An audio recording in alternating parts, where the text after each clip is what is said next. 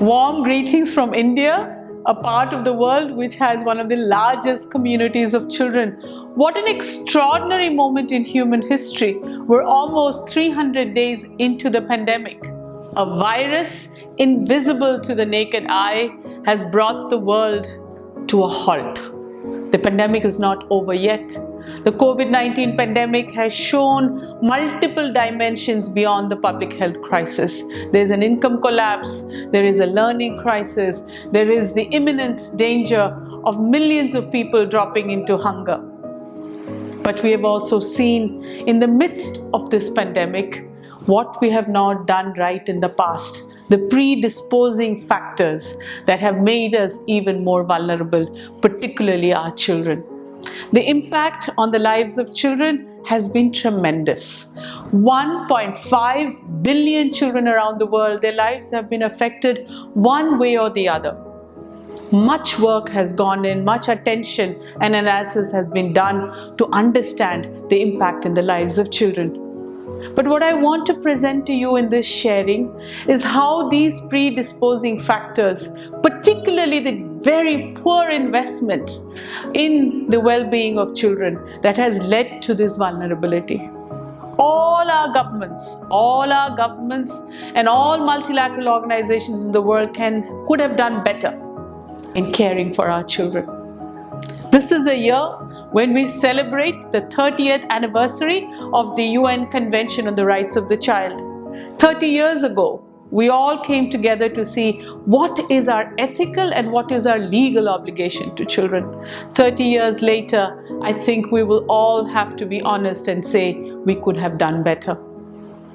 But what pains me in the midst of this COVID-19 pandemic has been that we have not done enough to make the call for children more visible, the needs of children more central to our work, and the allocation of resources into the progress and well-being of children. We could have done better during the pandemic as well. You know, many of us around the world who work for children are not only looking at the active disruptions, but we are all afraid that some of the hard-won battles in child mortality and survival, in ensuring that every child is entering the educational system, in ensuring that the minimum nutritional and food security is created for the children, some of this might get reversed in the pandemic. Brothers and sisters from around the world, therefore I speak to you to say, let's make the cause of children visible during the pandemic. But of course, I will not just describe the problem. We have enough to read, we have enough to see, and for all of us there is enough knocking at our doors to show the hard facts and the reality that our communities find ourselves in. I want us to think about how we can use this moment, this challenging moment in history, to build back better. We will outdo the pandemic. We will outgrow this global crisis. But in the interim, let us prepare ourselves, let us think together, let us analyze and let us plan to build back better. And again, I will focus only on children. The first in the area of why our children are vulnerable is the poor investments made by governments. May each of us be a voice for our children.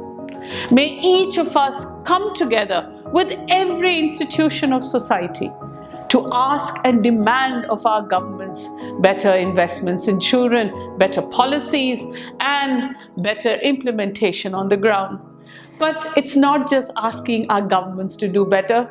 All of us, leaders, communities, professionals, we have to do better as well. And that is the second point that I want to make to you. And that is dwelling a little deeper into the idea, the approach, the attitude of child participation. We all know child participation is more than just the child having a voice. It is even more than children voicing their opinions. I think true child participation is when children can influence their lives. At Shanti Ashram, we serve about 70,000 children a year. This has been a moment of grave crisis for us to see firsthand what the children are experiencing. But it has also been a tremendous moment of learning for me. Whenever we wanted to do something for our children, vulnerable children and children collectively, we have paused to ask our children, what should we do? How can we do it? What can be their roles? And you know what? Each time we have asked them, they have honored us by their deep insights. And so, brothers and sisters, as Arigato International celebrates its 20th anniversary, may I ask us to commit ourselves, to rededicate ourselves, both to the understanding, but even more importantly, to the practice of child participation. You know, in my tradition, the Hindu tradition, we say that there are 2 or 3 important ways in which a child takes forward the culture, the value, the lived experience of a family. One is dharma, the practice that emanates out of the values that a Hindu family or a family honors for itself. Children often don't like us just preaching the values. You know what is more empowering? You know what they value more? You know what they respect us more for? Is they respect us for the practice. Today, in the midst of the pandemic and as we build back better, let us reorganize ourselves. Let us find a new moral compass of living this dharma. And the second thing, I think, when we work together, when we ensure high quality child participation, we also give children a very safe and a very beautiful space to understand themselves. Atma Jnana, says a great master of my tradition. The knowledge of the self. And we all know when the child is more aware of its strengths, its needs, its vision, its purpose, the child grows to his or her full potential. And collectively as a society, we benefit from the contribution of children. So, brothers and sisters, may I highlight these 2 things as I think an important dimension in the agenda of building back better. Calling our governments to increasing their investments in the well-being of children and challenging ourselves to prepare for greater child participation. The preparation, I think, has to be more on the adult side. We have to unlearn the ways we have worked in the past, with us being the centers of these agenda. May the well-being of the child, the dignity of every child, the inherent value of children in our society be a shared gift. And as Arigato celebrates its 20th anniversary around the world, we know we have done some things very, very beautifully. We have looked at the new presence of religion and culture and diversity in the global community. In this intercultural, interreligious setting, Arigato International has taken upon the exercise of finding shared values so that children can learn to live together. Not just children. All of us, adults and children alike, the 7 billion members of this global family, of this Vasudhaiva Kutumbakam, can hope to build back better if we understand this inherent dignity and this inherent obligation that we have had. In the 30 years of our implementing the Convention on the Rights of the Child, I think there is another thing that we have to focus, and that is the experience of poverty.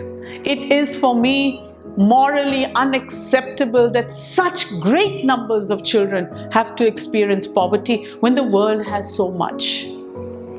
Inequities come with a social cost, but they also present to us, to our faces, to our everyday encounters, that we have to do better in order that children can move out of poverty. You know, during the pandemic, there are forecasts that about 50 million children will drop into poverty. Is this acceptable? Can we allow this to happen? Can we allow the future to be shaped by deprivation and neglect? Or can it be shaped with a new dialogue around how to center our values for the progress and well-being of children? I think we can do the latter. We can do better. During these celebrations, I'm delighted that like-minded people will come together. Religious leaders will bring to the forefront the ethical obligations we have to work with children, but also to creating a society that respects and honors the intrinsic value of a child. And therefore, collectively, when we work together, there are two gifts that I would like to present from my tradition. One is this idea of satsang, the accompanying of the right-minded, the like-minded, the fellow seeker, the one who carries the values that will help us shape a better future. That satsang, I think, today has a new meaning. May that satsang include adults and children, leaders and communities, and people who bring diversity into this conversation.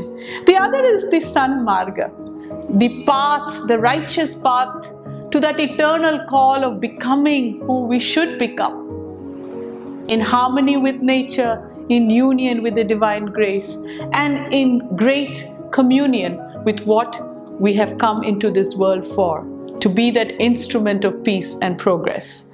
And I think that Sanmarga will have as a shared goal not only our journey to becoming human beings in perfect harmony with oneself and the divine grace, but human beings who can collectively give an example to our children so that they may believe that the future is for us to shape. Every child is a reminder that the divine grace has not lost faith in us. May we present this to our children as we build back better after the COVID-19 pandemic. To all of you, greetings of peace, but also an invitation to work together at Arigato so that our children will be secure, safe, and have an opportunity to shape the future in the way that they want, accompanied by adults, accompanied by the values that our faith gives, and accompanied by the future, the promise that the future holds for all of us.